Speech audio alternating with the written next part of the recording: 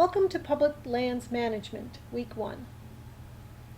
This week we will introduce everyone to the history of public lands management.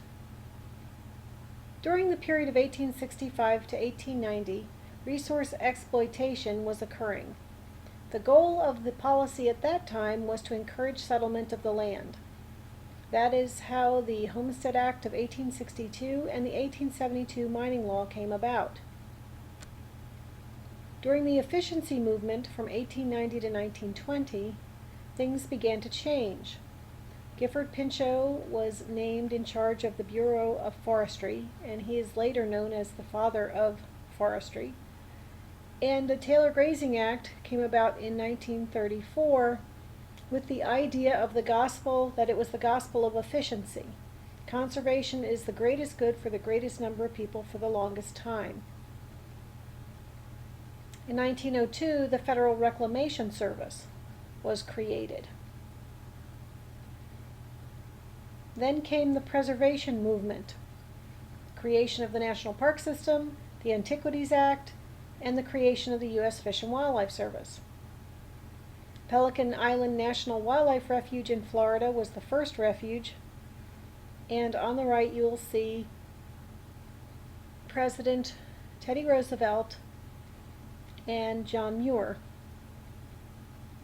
Public lands are administered by different agencies: the National Park Service, the Fish and Wildlife Service, the Bureau of Land Management, and the Forest Service. You'll note that U.S. Forest Service is in agriculture, while the other agencies are in the Department of Interior. Each has a different mission. Public lands comprise 29% of U.S. land, and 92% of those public lands are in 12 western states. The National Park Service is the most restrictive on usage of the land, approximately 77 million acres, and there are various categories of units. There are national parks, national preserves, national monuments, national recreation areas, and several other unique designations. The National Wildlife Refuge System is managed by the U.S. Fish and Wildlife Service. There are 93 million acres on 512 national wildlife refuges, 198 waterfowl production areas, 50 wildlife coordination areas, and 114 other sites. Its mission is to conserve and enhance fish and wildlife and their habitats. The Bureau of Land Management came about through the Federal Land Policy and Management Act of 1976. It operates on the concept of multiple use.